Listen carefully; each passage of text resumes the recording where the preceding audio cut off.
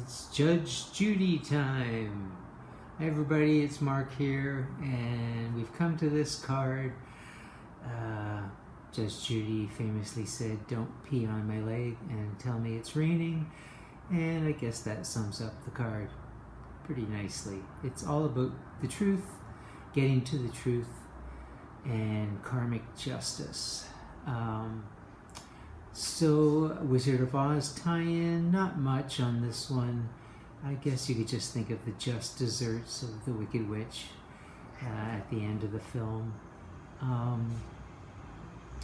This is the card that makes me go, meh.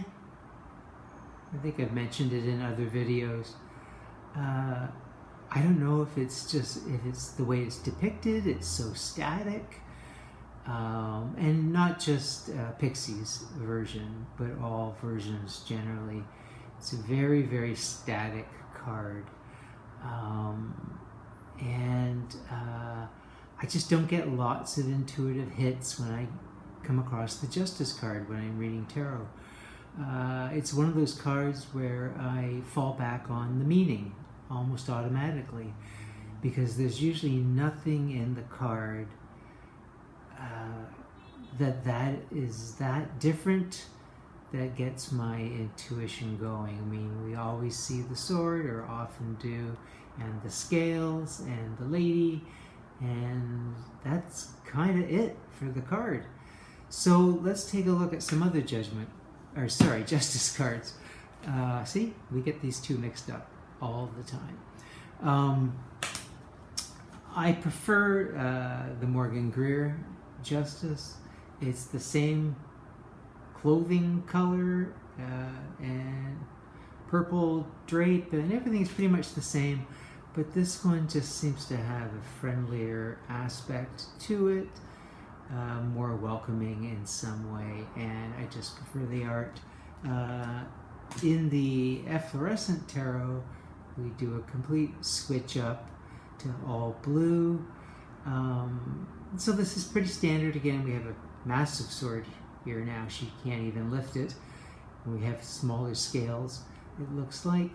But I do like the look on her face, like she's got something to say, and you're going to hear about it. The Sheridan Douglas Justice card is pretty standard, very simple, as most of the cards are in this deck. But what's interesting about, if you look at the colors here, blue, green, and yellow, very dominant, they're very much the same as the Thoth adjustment, as it's called here, Justice card. We get that blue, green, and yellow. So I'm wondering if this artist took the color scheme from this deck, or from the Golden Dawn, as this may be the colors the Golden Dawn attribute to Justice. I like this, beyond the colors, I do like this interpretation. It really gives you that sense of needing balance. The scales are huge. We've got Alpha and Omega in the pans. She's literally balanced on tiptoe, and keeping all these sort of balls in the air and everything in balance. So I think that's a pretty nice depiction. Now, the Mythic Tarot is something we see very often in a lot of decks, and they just go for the goddess Athena with her owl and, the same sword and scales. I kind of like the black and white tiling to indicate, things are maybe not so black and white. And in terms of the truth. And to that point, the Tarot de Saint Croix also has an Athena as a Justice card, but the whole card is gray. So it's kind of taking that black and white and saying, well, nothing is black and white. Everything has gray areas. So then, other than Athena, we often see the Egyptian goddess Mut with her heart and her feather, or at least her feather. At least she came by it naturally, it seems. This seems to be part of her arm, maybe a cloak. In any case, this is another version of Justice that sort of amps things up a little more. For me, it gives me a little more energy than this, that heart and feather, or pretty much something, anything in those pans sort of helps out. Now, this is sort of matte-esque. What's interesting is we don't see a heart, but we do see a feather, and it's falling. So it has fallen out of the pan, and we see a bloodied sword here. So this sort of looks like the immediate aftermath of a decision, the stormy sky back here, very colorful, that the decision did not go well for somebody. I like this modern version of Justice from the Fifth Spirit Tarot. It sort of puts Black Lives Matter into the middle of the card, and the Me Too movement to empower women. Sort of takes care of both with this single imagery. And I like the updated clothing and the boots and the whole thing. Again, it brings a little more energy to the card. There's still a nod to Mott with the feather here. I like the tiny card. This is the Everyday Witch pocket version. What I like here is I can't resist a cat, so the black and the white cat in the pans I enjoy, but I also like that she's got the blindfold, but she's sort of peeking, so there's that kind of a warning, is this really the truth? Is someone being more subjective than we would like in the situation? We have the purple curtains back, but I again, the card is so static to me generally that I like just putting something in like this peekaboo eye. Gives me something to work with. And speaking of eyes, the Cosmic Tarot has light beams just coming right out of the eyes. And I like that. It really implies the truth is coming at you. She's kind of got the law courtroom right on her head as her crown, and the scales are in a rose, which is, makes it a little more pure at heart in terms of getting to the truth. And we have the black and white of the yin yang. So there's a lot going on in the card that sort of gives it some energy that it usually lacks. The Dreaming Way is standard, but what I don't understand is they've given her a very green face.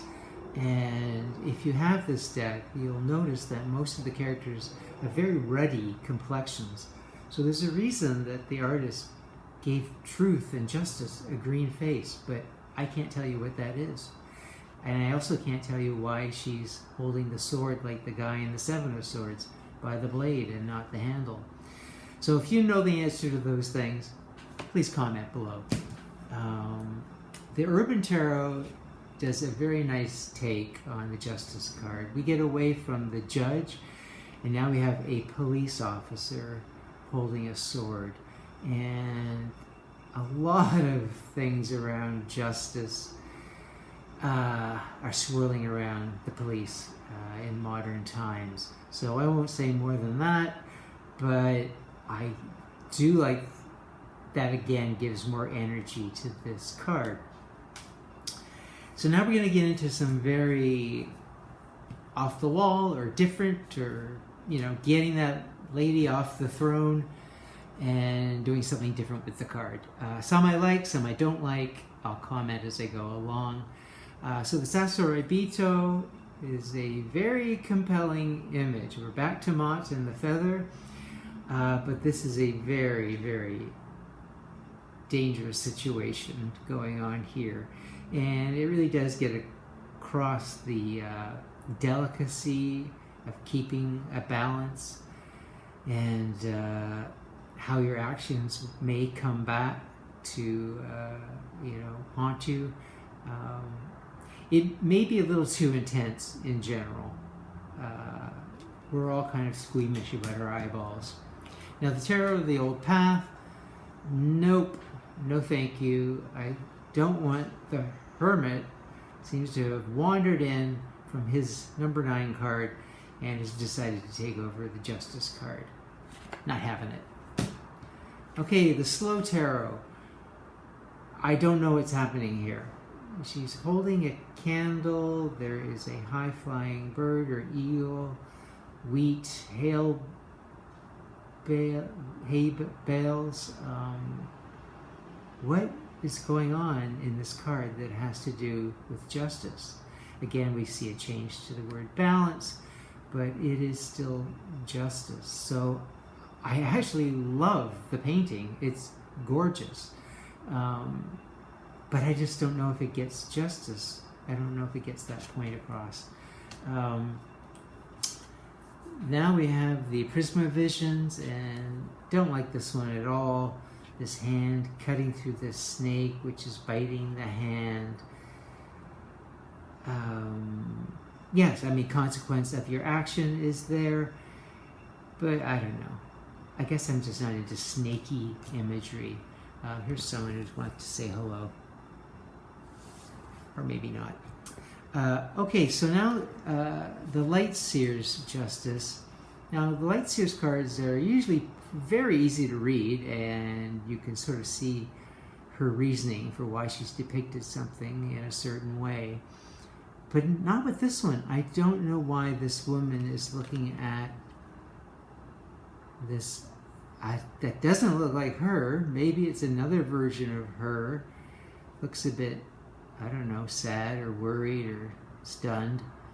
I don't know what she's trying to get across here, the creator. So again, please explain in the comments if you can. Then Osho Zen, as it often does, totally goes off the rails with Breakthrough.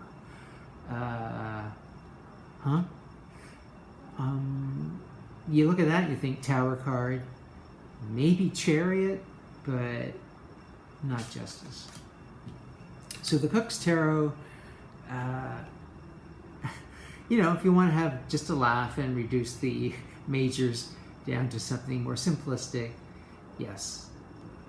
What the poundage that you're going to see on here is in a direct relation to what you put in your gob earlier.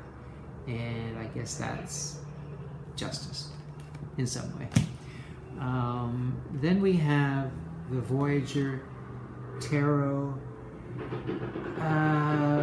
We've got some balancing going on here. I'm not sure why we need this huge, it looks like it's been taken off of a chandelier, or what's happening with the woman here. I would literally have to go back to the book to figure out, and we're back to balance, why this is the Justice card. So again, question marks. So my last two are my favorites, and because I don't love this card, as I said before, I don't have any favorites, but I do like the Stretch Tarot. I like the mystery in this card. She's not quite a statue, and she's not quite a human. We can't see the face. I think this, you know, we still have scales and a sword, and I kind of like this semi-human, semi-statue vibe and mystery that this card pertains to. But my favorite is from the, Tarot de Ozarks. Mainly because I just love the artwork on this deck. It's one of my favorite decks for artwork, the art style. I like that she sort of got the opposites of fire and water in the pans, but they've been equalized. So this is something that Temperance is trying to get done in a later card. And we still have the sword and whatnot. It's pretty standard, but you can see how an artist's style can liven up a card. I don't get bored when I look at this. And I like this very, very dark face with these piercing eyes staring out, as truth should do. So that's it for now. I hope you enjoyed it. Comment below if you have anything to say, and I'll see you next time. Bye.